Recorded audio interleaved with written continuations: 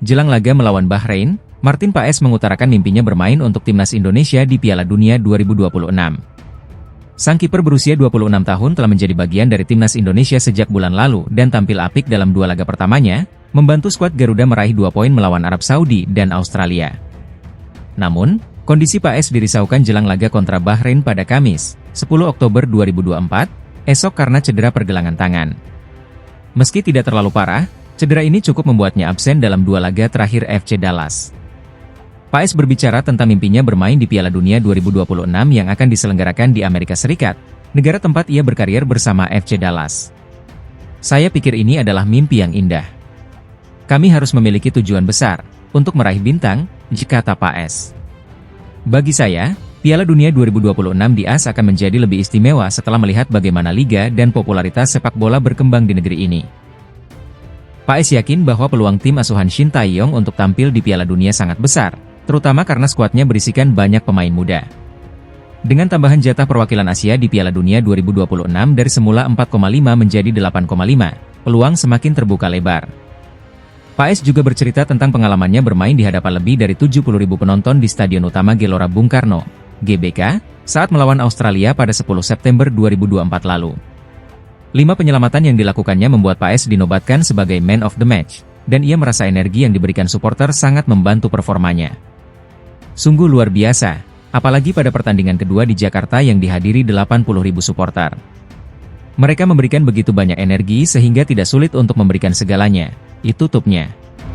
Timnas Indonesia dalam kondisi baik menjelang duel melawan Bahrain di kualifikasi Piala Dunia 2026 round 3. Skuad Garuda siap memburu kemenangan pertama mereka. Sebanyak 26 pemain telah menjalani latihan di Bahrain, hanya Martin Paes yang masih dalam perjalanan. Kondisi Paes sempat dipertanyakan karena cedera minor di pergelangan tangan, namun akan diperiksa oleh tim medis setibanya di Bahrain. 2 sesi latihan telah dilaksanakan, dan manajer tim, Sumarji, menegaskan semua pemain dalam keadaan baik dan berlatih dengan riang. "Alhamdulillah kondisi keseluruhan tim sangat baik. Tidak ada yang cedera dan dukungan dari Ketua Umum PSSI, Pak Erick Thohir, sangat luar biasa.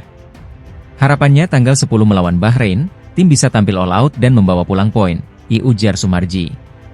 Timnas Indonesia mendapat tambahan tenaga dari Mes Hilgers dan Eliano Rejders yang sudah siap dimainkan. Laga melawan Bahrain akan berlangsung pada Kamis, 10 Oktober 2024, pukul 23 WIB di National Stadium Bahrain. Sebelumnya, Indonesia meraih hasil imbang melawan Australia dan Arab Saudi. Saat ini, Indonesia menempati posisi keempat di grup C dengan 2 poin, sementara Bahrain berada di posisi ketiga dengan 3 poin. Perjalanan timnas Indonesia di babak kualifikasi Piala Dunia 2026 ronde 3 akan dimulai pekan ini. Pastikan Anda tidak melewatkan aksi Rizky Ridho dan kawan-kawan. Coach Shin Tae-yong telah mengumumkan 27 nama pemain yang dibawa untuk bertanding ke Bahrain dan Cina. Para pemain kini sedang bersiap di Bahrain jelang laga tanggal 10 Oktober mendatang. Jadwal Timnas Indonesia. Kamis, 10 Oktober 2024, Bahrain versus Indonesia, pukul 23 WIB di Bahrain National Stadium. Selasa, 15 Oktober 2024, Cina versus Indonesia, pukul 19 WIB di Qingdao Youth Football Stadium. Daftar pemain Timnas Indonesia. Penjaga gawang: Martin Paes, FC Dallas. Nadeo Argawinata, Borneo FC. Hernando Ari, Persebaya. Pemain bertahan: Asnawi Mangkualam, Port FC. Jordi Amat, Johor Darul Teazim. Kelvin Verdong, NEC Nijmegen. Shain Patinama, KAS Eupen. Pratama Arhan, Suwon FC. M. Ferrari, Persija. Rizky Ridho, Persija. Sandy Walsh, KV Mechelen. Jai Idzes, Venezia. Mes Hilgers, FC Twente. Wahyu Prasetyo, Malut United. Gelandang: Tom Haye, Almere City. Marcelino Ferdinand, Oxford United. Ricky Kambuaya, Dewa United. Nathan Choyaon, Swansea City. Ivar Jenner, FC Utrecht. Eliano Rejders, PC Zwolle. Penyerang: Ragnar Oratmangun, FCV Dender. Malik Rizaldi, Persebaya. Rafael Struijk, Brisbane Roar. Witan Sulaiman, Persija. Dimas Derajat, Persib. Hoki Caraka, PSS Sleman. Egy Maulana, Dewa United. Beberapa pemain yang baru saja dinaturalisasi seperti Maes Hilgers dan Eliano Reijnders juga turut dipanggil. Meski mengalami beberapa cedera, semangat untuk membawa Indonesia lolos ke putaran final Piala Dunia tetap membara. Ketua Badan Tim Nasional, BTN, Sumarji, menyoroti kualitas lapangan yang akan digunakan oleh Timnas Indonesia dalam laga melawan Cina pada lanjutan kualifikasi Piala Dunia 2026.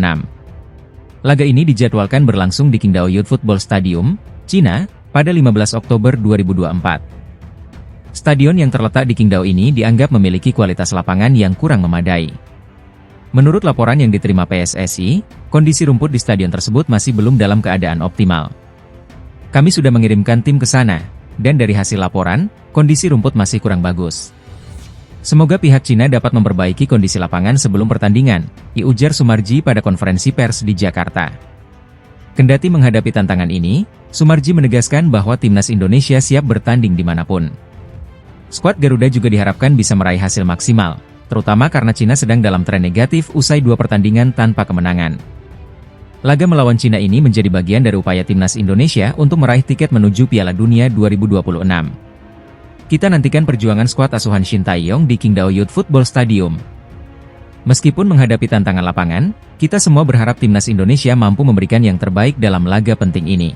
Popularitas Timnas Indonesia kini tengah melesat. Membela skuad Garuda bisa membuat seorang pemain menjadi bintang setidaknya di media sosial. Contohnya dialami Justin Hubner. Meski belum sekalipun tampil di tim utama Wolverhampton Wanderers, pengikutnya di media sosial terus bertambah.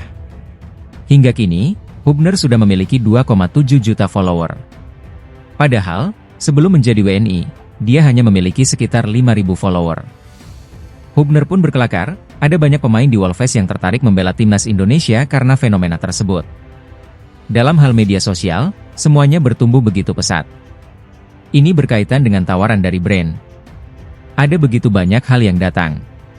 Ini sebuah mimpi, kata Hubner. Banyak rekan setim saya di Wolves mengatakan, bisakah saya ganti warga negara jadi Indonesia? Itu turnya melanjutkan. Hubner memastikan rekan-rekannya di Wolves ikut senang dengan apa yang terjadi pada dirinya setelah membela Timnas Indonesia. Terlepas dari nilai plus itu, Hubner menegaskan yang terpenting adalah bisa memperkuat timnas sebuah negara.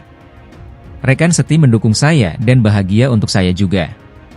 Mereka juga menginginkan pengikut di media sosial, karena itu menyenangkan untuk dimiliki, tetapi ini bukan tentang pengikut, terpenting saya bermain untuk timnas, tegasnya. Media Cina telah melancarkan tuduhan yang kontroversial terhadap Timnas Indonesia menjelang laga kualifikasi Piala Dunia 2026 zona Asia. Media Cina mengancam bahwa jika Maes Hilgers dan Eliano Reijnders turun dalam pertandingan melawan Cina, Federasi Sepak Bola Cina akan mengajukan protes kepada AFC. Tuduhan ini berdasarkan klaim bahwa proses naturalisasi keduanya tidak sesuai dengan prosedur hukum Indonesia. Namun, dalam fakta yang terungkap, proses naturalisasi Hilgers dan Reijnders telah dilakukan dengan ketat mengikuti semua prosedur yang diperlukan. Keduanya mengikuti rapat dengan Komisi 3 dan ex-DPR RI, serta mendapatkan keputusan Presiden dari Presiden Joko Widodo. Proses pengambilan sumpah kewarganegaraan Indonesia dilakukan di Kedutaan Besar Republik Indonesia di Brussels, Belgia. Ketua Umum PSSI, Erick Thohir, menegaskan harapannya untuk hasil positif dari Timnas Indonesia dalam laga tandang melawan Bahrain dan Cina.